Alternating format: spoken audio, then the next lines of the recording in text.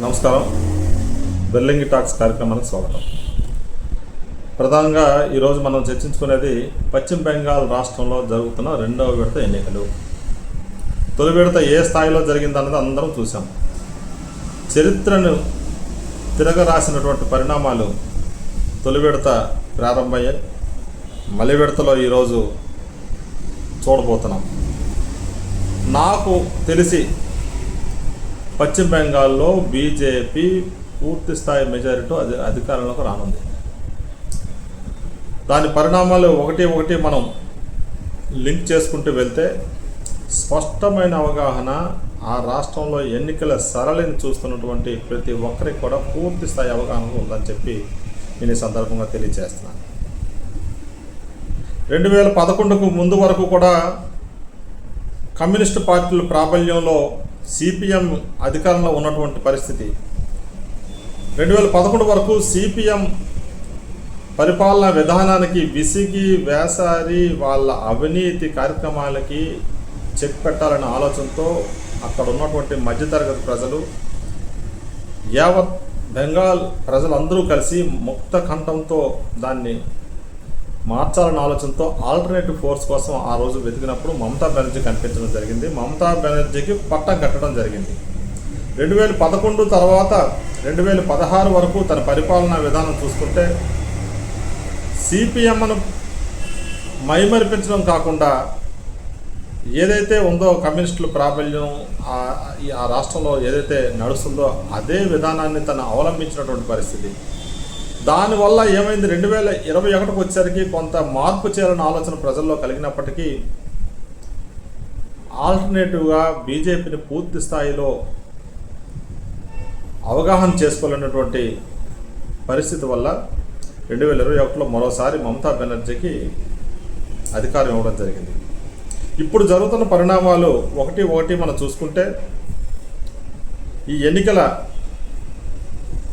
వేళ భారతీయ జనతా పార్టీ అగ్రనాయకత్వం ఏ సమావేశం ఏ సభ పెట్టినప్పటికీ కూడా జనం పోటెత్తినటువంటి పరిస్థితి.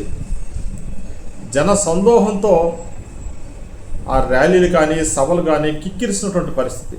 స్వచ్ఛందంగా ప్రజలు రావటం, మోడీ గారి సభలకు కానీ మోడీ గారి ర్యాలీలకు కానీ గతంలో కనీ విని ఎరుగున రీతిలో పెద్ద ఎత్తున ప్రజలు తండోపతండాలుగా రావటాన్ని మనం గమనించాం.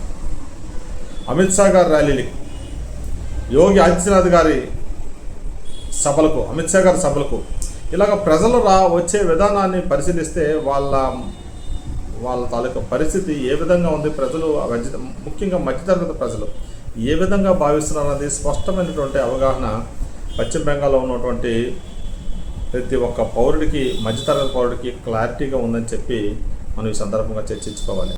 భారతదేశంలో జరుగుతున్న అభివృద్ధి, బీజేపీ అధికారంలో చేస్తున్నటువంటి అనేక రాష్ట్రాల్లో జరుగుతున్న అభివృద్ధిని ప్రజలు గమనిస్తున్నారు.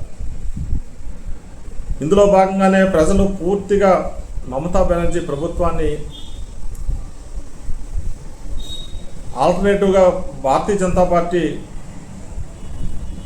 ప్రభుత్వాన్ని తీసుకురావాలన్న ఆలోచనతోనే ఈ ఓటింగ్ సరళి జరిగిందని చెప్పి మేధావులు, నిపుణులు, తర్వాత అనేక మంది స్పష్టం చేస్తున్నటువంటి వైఖరిని మనం ఈరోజు చూస్తున్నాం. పశ్చిమ బెంగాల్ ఎందుకు భారతీయ జనతా పార్టీకి చాలా కీలకం? ఈ ప్రశ్న మనకి ఎందుకు ఎంత ప్రయాసలకు వచ్చి ఎంత పెద్ద ఎత్తున దృష్టి కేంద్రీకరించి ఎందుకు ఎన్నికల ప్రక్రియను నడుపుతుంది? ఎన్నికల ప్రక్రియ ఎంత కీన్ అబ్జర్వర్తో ఎందుకు చేస్తున్నారు? ఈరోజు చూసాం, గత 2016 నుంచి 2011 నుంచి పశ్చిమ బెంగాల్లో మమతా బెనర్జీ తన పరిపాలన విధానం ఏ విధంగా ఉందో మనం పరిస్థితుల్ని ఏ విధంగా అవగాహన చేసుకోవాలన్నది ప్రతి ఒక్కరికి తెలుసు. అక్కడ అవినీతి రాజ్యం ఏలడమే కాదు, రౌడీయిజం, గోండాయిజం పెచ్చురిల్లిపోయినటువంటి పరిస్థితి, మహిళలకి భద్రత లేనటువంటి పరిస్థితి, ఒక ఆర్జీకార్ ఆసుపత్రిలో జరిగినటువంటి ఒక అభాగ్యులైనటువంటి అమ్మాయికి మానభంగం చేసినటువంటి పరిస్థితి, సిండికేట్లుగా ఏర్పడి ప్రభుత్వ ధనాన్ని, ప్రజల ధనాన్ని దుర్వినియోగం చేసి దోచుకున్నటువంటి పరిస్థితి, అలాగే ఒక టీచర్ల ఉదంతం పెద్ద స్కామ్ ఆ రాష్ట్రంలో టీచర్లు ఉద్యోగస్తుల టీచర్లకు సంబంధించి వేలాది మంది ఉద్యోగాలు పోయినటువంటి ఒక పెద్ద స్కామ్ జరిగి మధ్యతరగతి ప్రజల్లో చాలా బలంగా నాటుకుపోయింది. ఈ ప్రభుత్వాన్ని ఎట్టి పరిస్థితుల్లో కూడా మనం కొనసాగించే పరిస్థితి లేదని చెప్పి ఓ మంత్రి చేసినటువంటి స్కామ్ కాదు అది. టీచర్ల స్కామ్ అన్నది సుప్రీంకోర్టు తీర్పు ఇవ్వడంతో వేలాది మంది ఉద్యోగాలు రోడ్డును పడినటువంటి పరిస్థితులు ఏర్పడ్డాయి అక్కడ జరిగినటువంటి స్కామ్ కారణంగా. ఇలాంటి పరిణామాలే కాదు, దేశ భద్రత కూడా విఘాతం కలిగించే విధంగా ఆ రాష్ట్ర ప్రభుత్వం పరిపాలన సాగిస్తుందనడానికి, ఆ సరిహద్దులో ఉన్నటువంటి కంచెను వేయడానికి కూడా మమతా బెనర్జీ అడ్డు చెప్పిన విధానాన్ని సుప్రీంకోర్టులు చేవాట్లు పెట్టి పైన వేసినటువంటి సందర్భం.